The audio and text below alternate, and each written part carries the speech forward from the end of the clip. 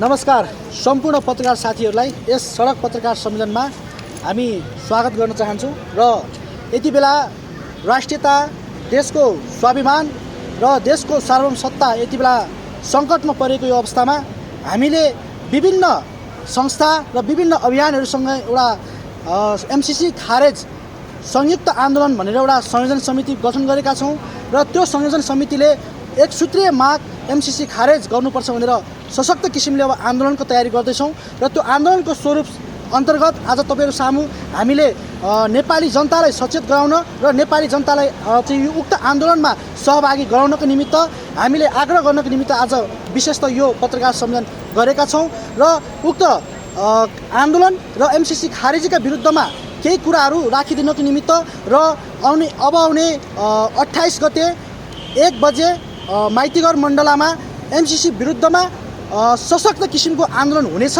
जुन आन्दोलनले सबै कुराको निर्धारण गर्नेछ र नेपाली जनताको सार्वभौमिकता र नेपाली जनताको स्वाभिमान र नेपालको एउटा अस्तित्व रहनको निमित्त र नेपाली जनतालाई र नेपालको राष्ट्रियता बचाउनको लागि अब हामी सम्पूर्ण शक्तिहरू एकजुट भएका छौँ र यो सन्देश दिनको लागि आज हामी विशेष गरी यहाँ उपस्थित भएका छौँ र 28 गतिको कार्यक्रमको विषयमा केही शब्दहरू र त्यसको कार्यक्रमका केही संयोजन समितिदेखि लिएर कार्यक्रमका केही विषयहरूमा राखिदिनको निमित्त स्वागतजीलाई म हार्दिक अनुरोध गर्न चाहन्छु।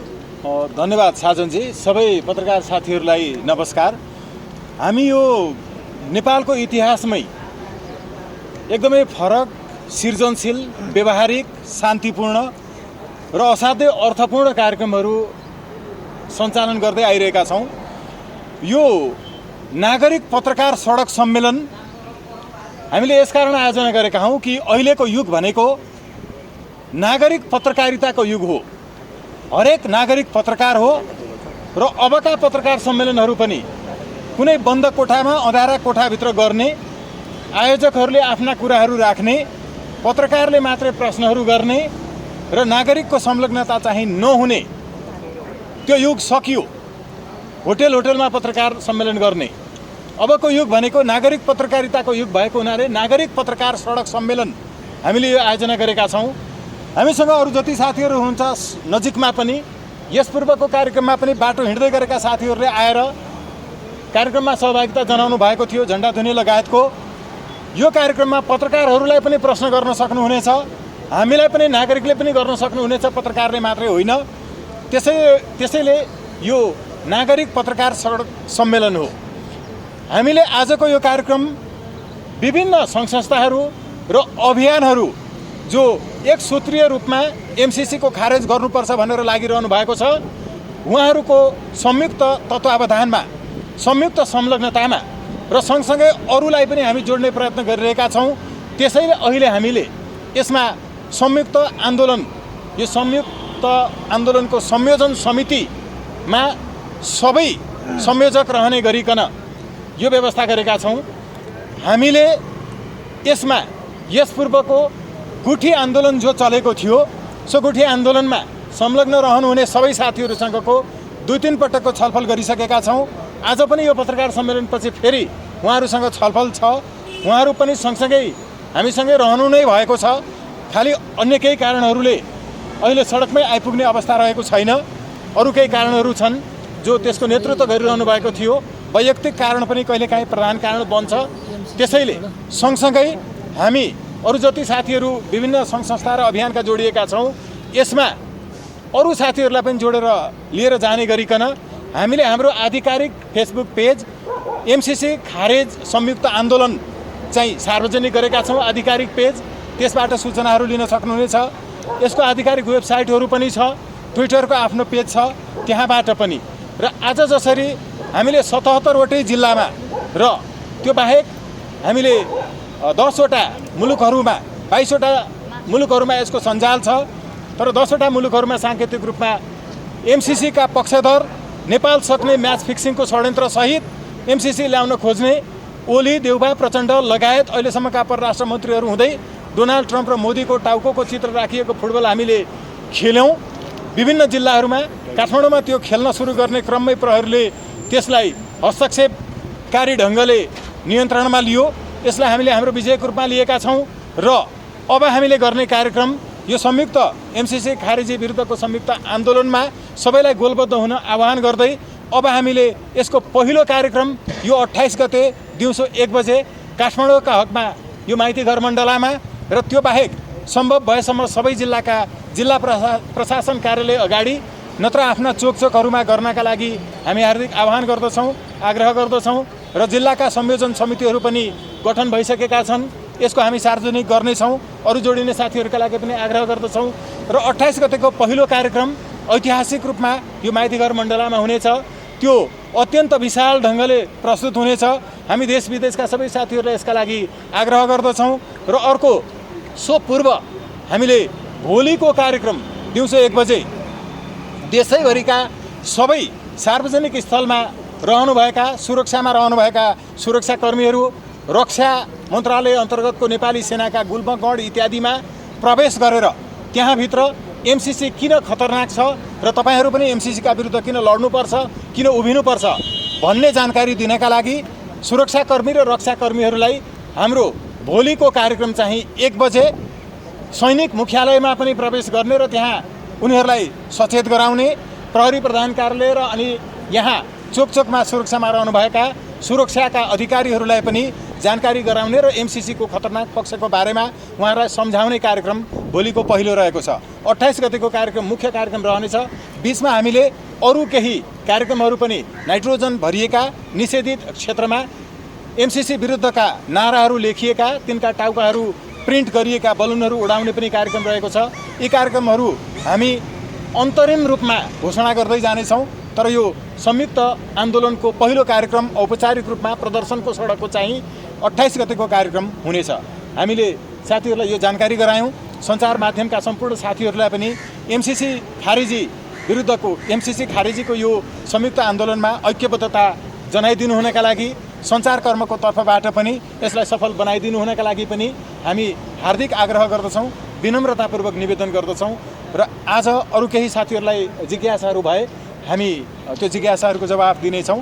अहिलेका लागि संयुक्त आन्दोलनको तर्फबाट, समितिको तर्फबाट सूचनाहरू यति नै। धन्यवाद। केही साथीहरूसँग छ भने प्रश्नको जवाफ केही छ? अब त्यसै गरी हाम्रो मिसन नेपालका संस्थापक अध्यक्ष पूर्व डिस्ट्रिक्ट साहबले केही 2 शब्द राख्नु। ठिक छ, यो कुराहरू के भने अब हाम्रो चाहिँ नि श्रद्धा विद्युत वर्ग चाहिँ नि स्वागत नेपालज्यूबाट जुन कुराहरू आए यी कुराहरूलाई अब अहिले आएर के छ भन्दा देश तथा विदेशमा रहेका जननागरिकहरूलाई र हाम्रा चाहिँ 10-12वटा संस्थाहरू मिलेर एकबद्ध भएर राष्ट्र बचाउने सवालमा देशको सार्वभौमता सत्ता, सम्प्रभुता र स्वाधीनताको रक्षार्थ आज हामीले गोलबन्द भएर एक भएर विश्वमाझ रहेका नेपालमा रहेका जननागरिकहरूलाई हामीले अपिल गरेका छौँ। यो देश हाम्रो हो, यो देशलाई राम्रो बनाउनुपर्छ। आज एमसी जस्तो घातक, यो यति घातक छ कि तपाईँको कालापानी, टनकपुर, लिपुलेखभन्दा पनि घातक छ यो देशको लागि। यस्तो राष्ट्रिय गद्दार सम्झौतालाई पारित गर्न गएका छन् देशका अभिभावकहरू। यो देशको लागि दुर्भाग्य हो। त्यसैले के भन्दा आज मैले के पाउँछु भन्दा पनि यो देशको लागि मैले के दिन सक्छु भन्ने एउटा राष्ट्रवादी शक्तिहरू एक भएर यस्तो जाने विध्वंसकारी देशलाई बेच्ने यो सम्झौतालाई पारित गर्नको लागि के नागरिक, के व्यापारी, के विद्यार्थी, के सुरक्षाकर्मी यो देशको बचाउने अभियानमा सम्पूर्ण सञ्चारकर्मी लगायत सम्पूर्ण महानुभाव एकबद्ध भएर यो आन्दोलनलाई एउटा के भन्दाखेरि परिणाममुखी फलदायी आन्दोलनको रूपमा परिणत गरेर यो राष्ट्रलाई बचाउने मुद्दामा हामी समग्र एकबद्ध भएर अगाडि बढ्ने प्रतिबद्धता र प्रण पनि हामीले जाहेर गरेका छौँ। आज 77 जिल्लामा यही समितिको तर्फबाट 77 जिल्लामा चाहिँ विरोधका कार्यक्रम भइरहेका छन्। अन्तर्राष्ट्रिय जगतमा पनि 20-22वटा देशमा पनि यसको विरोध भइरहेको छ।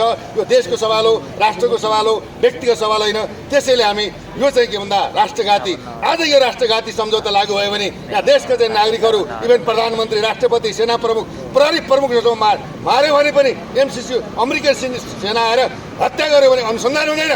यस्तो घातक चिजमा आज देशका अभिभावकहरूले देशलाई इलाम गरिरहेका छन्। भूभागको अतिक्रमण भएको छ, नक्सा मात्रै सार्वजनिक गरेका छन्। त्यो भूभागलाई नेपालमा गाप्नको लागि कुनै पहल भएको अवस्था छैन।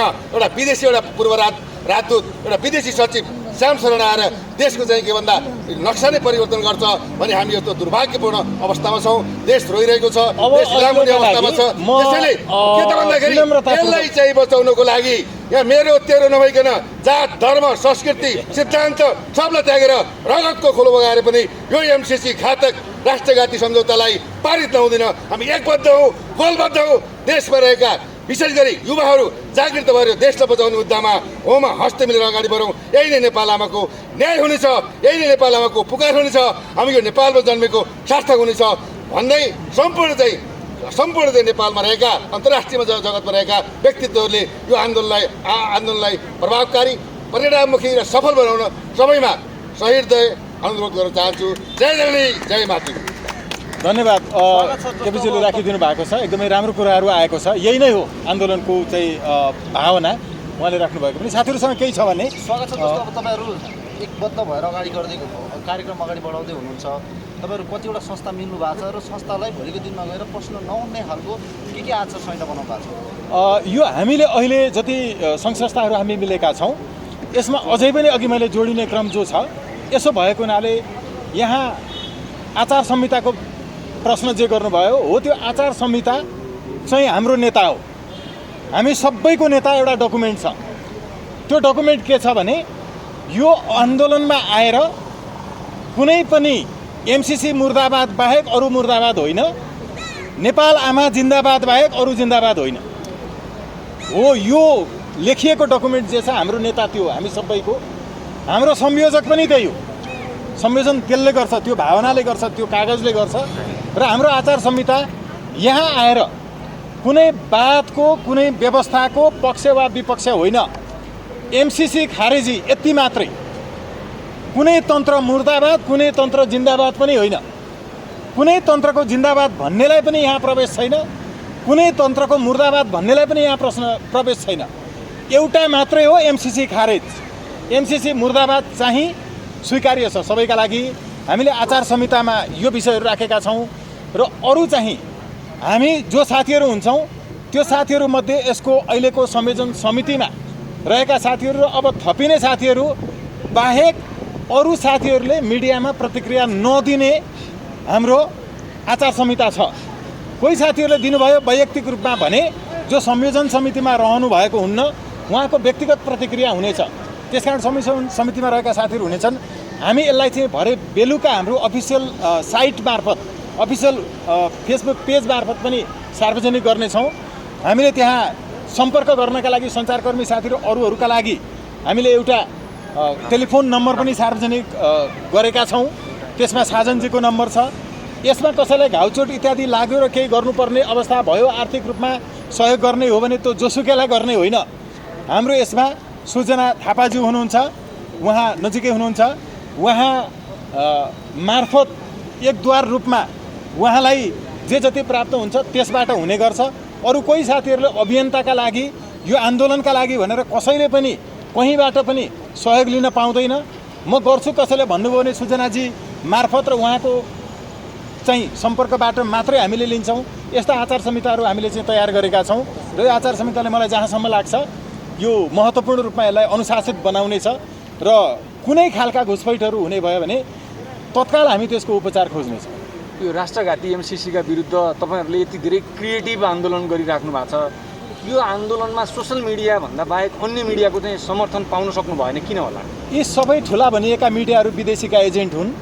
संसारमा नेपाल मात्र एउटा यस्तो देश हो जुन देशको ठुला भनिएका मिडियाहरूले, अनलाइनहरू समेतले अर्कै देशको स्वाधीनता दिवसको दिन मेरै देशको स्वाधीनता दिवस हो भन्ने जनतालाई जानकारी दिन र तिमीहरू चाहिँ त्यो देशको चाहिँ वास्तवमा दास हौ भनेर नागरिकलाई भन्न, त्यो देशको प्रान्त मात्रै नेपाल हो भनेर जनतालाई बुझाउनका लागि ती सञ्चार माध्यमहरूले तिनको देशको स्वाधीनता दिवसका दिन विज्ञापनहरू छाप्ने गर्छन्। तिनीहरूको मात्रै पैसा लिएर यिनीहरू चलेका छन्। त्यसैले देशभक्तिपूर्ण आन्दोलनमा उनीहरूको साथ समर्थन सहयोग र शुभकामना छैन। तर के बिर्सिनु हुँदैन भने हामीले 6 जनाले राष्ट्रिय झन्डा धोएर चाहिँ सुरु गरेको चाहिँ तपाईँको पेरुको चाहिँ आन्दोलनले अल्बर्टो फुजिमोरीलाई देश छोडेर भाग्न बाध्य बनायो।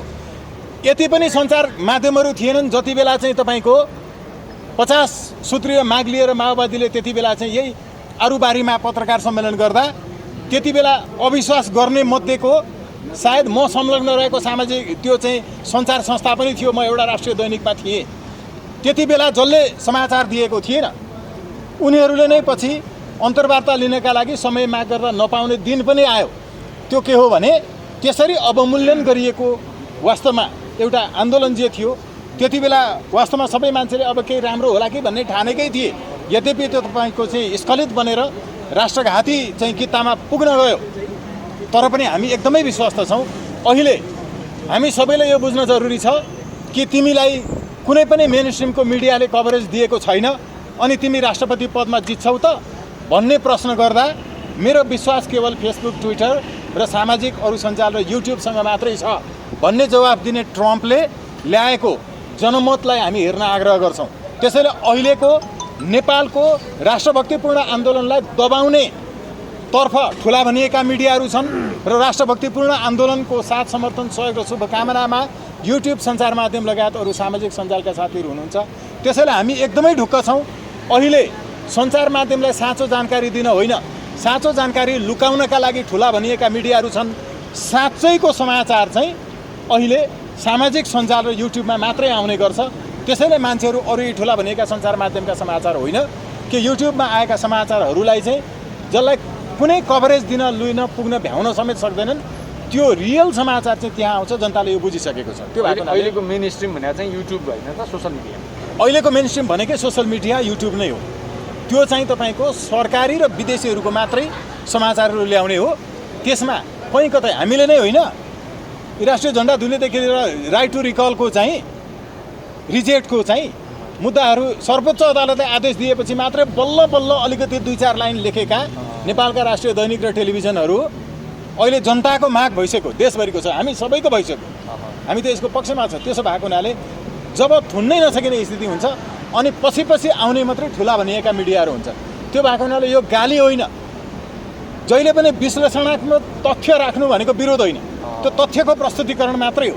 त्यसैले हामी चाहन्छौँ कि राष्ट्रभक्तिपूर्ण एउटा जनलहर सँगसँगै यी सञ्चार माध्यमले आफ्नो अस्तित्व बचाउनु छ भने यी सञ्चार माध्यमहरू पनि यो देशभक्तिपूर्ण आन्दोलनमा अब हामीले जो संयुक्त आन्दोलन गर्न लागि नै सकेका छौँ, सुरु नै गरिसकेका छौँ। यस पूर्व पनि हामी सबैको चाहिँ सहभागिता, साथ समर्थन, सहयोग छँदै नै थियो, संलग्नता।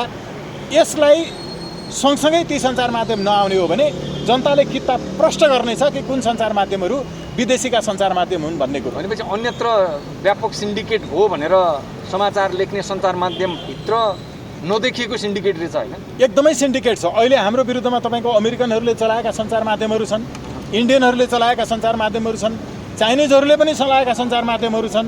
त्यसो भएको हुनाले सरकारले चलाएका सञ्चार माध्यमहरू छन्। हामीलाई प्रष्टसँग थाहा छ को ककसको चाहिँ तपाईँको दलाली गर्ने हुन्, को ककसका एजेन्ट हुन् भन्ने कुरो एकदमै स्पष्टसँग थाहा छ नि।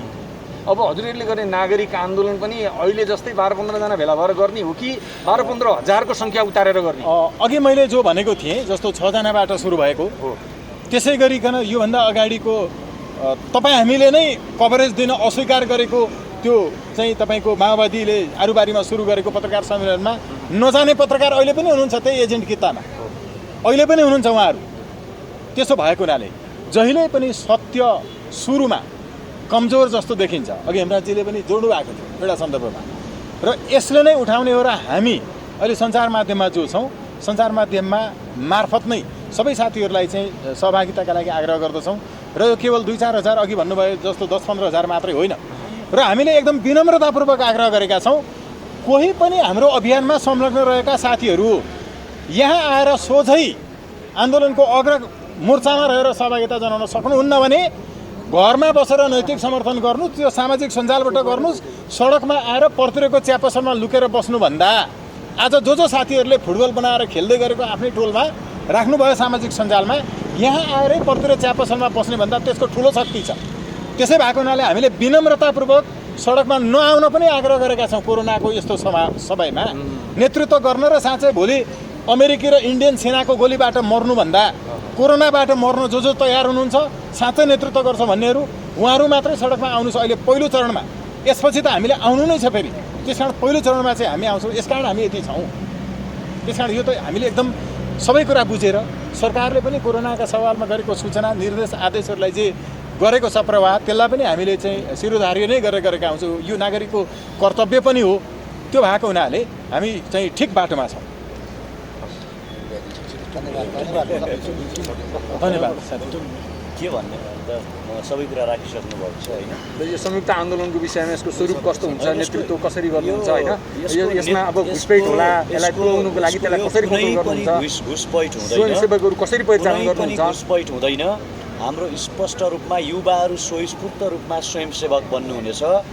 यो मेरो स्वागत सरको तपाईँको मात्रै आन्दोलन होइन, यो नेपालका राष्ट्रवादीहरूको आन्दोलन हो, जसलाई नेपालको सत्ताबाट, कुनै विदेशी दलालबाट, कुनै एम्बेसीबाट कुनै कुरा पाउने अपेक्षा र आशा पनि छैन।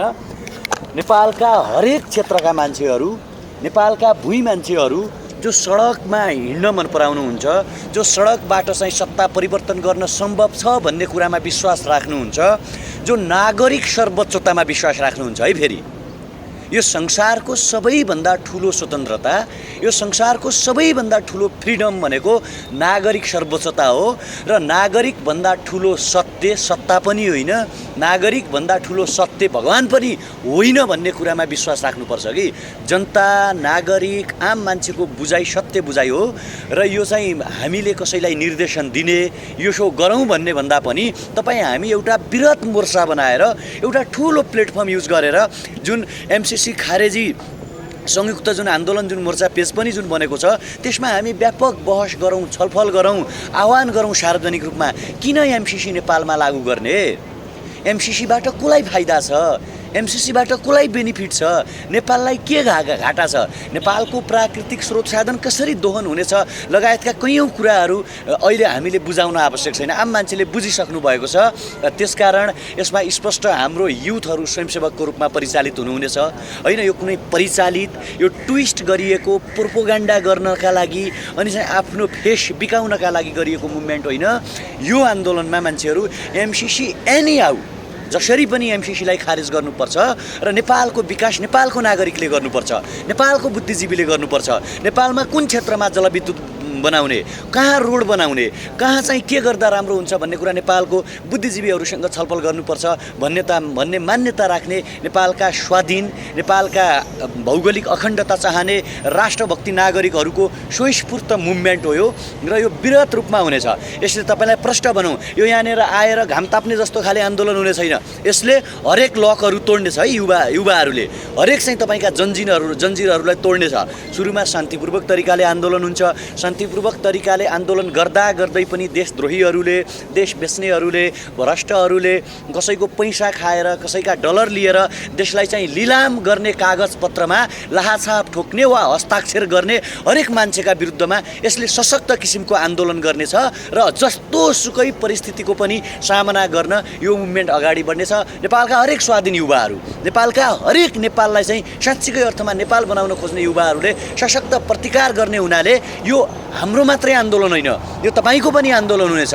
यसमा तपाईँ कसरी भूमिका खेल्न सक्नुहुनेछ, कसरी यो आन्दोलनलाई उचाइमा ल्याउनुहुनेछ, यो हाम्रो आन्दोलन भन्यो भने, यो टिमको आन्दोलन भन्यो भने यो अन्याय हुनेछ कि यो नेपालका हरेक नागरिकको आन्दोलन, एमसिसी खारेज गराउने नागरिकको आन्दोलन, देश विकास र पौरख गरेर देश विकास भन्छ मान्यता राख्ने हरेक युवा, हरेक नागरिक, हरेक विद्यार्थी, हरेक सुरक्षाकर्मी, हरेक राष्ट्रभक्ति मान्छेहरूको आन्दोलन भएको नाताले यो यस्तै हुन्छ भन्ने छैन। यद्यपि हाम्रा आचार संहिताहरू छन्, हामी ओन्ली एमसिसी खारेजीको पक्षमा बोल्नेछौँ र एमसिसीको पक्षमा सपोर्ट गर्ने संसद र सरकारका हरेक मान्छेको विरोध गर्नेछौँ। यो नै आन्दोलनको एमसिसी खारेजी विरुद्धको जो संयुक्त आन्दोलन गर्न लागिरहेका छौँ।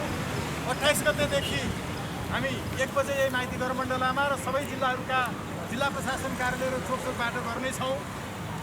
र भोलि चाहिँ पहिलोपटक हामी सञ्चारकर्मीहरू समेतलाई र सँगसँगै सुरक्षाकर्मी, रक्षाकर्मीहरू वास्तवमा खारेज गर्नुपर्ने छ।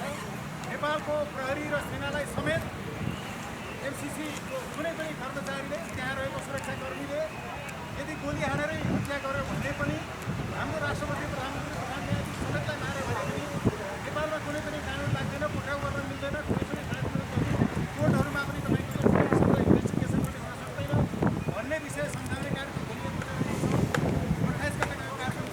यसको हामी अब ऐक्यबद्ध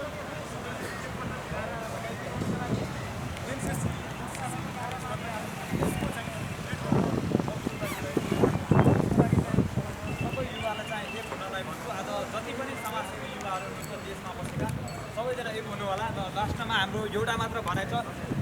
एमसीसी खारेज गर राष्ट्रिय घाटी सम्झौता खारेज गर त्यसै गरी चाहिँ सबै युवाहरू चाहिँ जहाँ जहाँ हुनुहुन्छ सबैजना चाहिँ आफ्नो टिम बनाएर र जो स्वयंसेवकको लागि हुनुहुन्छ त्यसको चाहिँ स्वयंसेवक टिम मैले लिड गर्नेछु र यसमा चाहिँ आबद्ध तपाईँहरूले हाम्रो अफिसियली पेजमा चाहिँ एमसीसी हाम्रो जनआन्दोलन छ त्यसमा चाहिँ मेसेज गर्न सक्नुहुन्छ र त्यसको लागि चाहिँ स्वयंसेवकको लागि को कुन कुन जिल्लाबाट हुनुहुन्छ त्यसको लागि चाहिँ आह्वान गर्न सक्नुहुन्छ र हामी त्यसको रिप्लाई अनुसार त्यसलाई सङ्गठन बनाएअनुसार फर्दरसम्म जान्छु। यति भन्दै आजको कार्यक्रम यही सम्झाउँछु र लास्टमा पनि एमसीसी खारेज गर एमसीसी खारेज गर खारेज गर खारेज गर एमसीसी खारेज गर खारेज गर खारेज गर पाउन्डहरूमा चाहिँदैन चाहिँदैन चाहिँदैन राष्ट्र बेच्न पाउँदैन पाउँदैन पाउँदैन राष्ट्रिय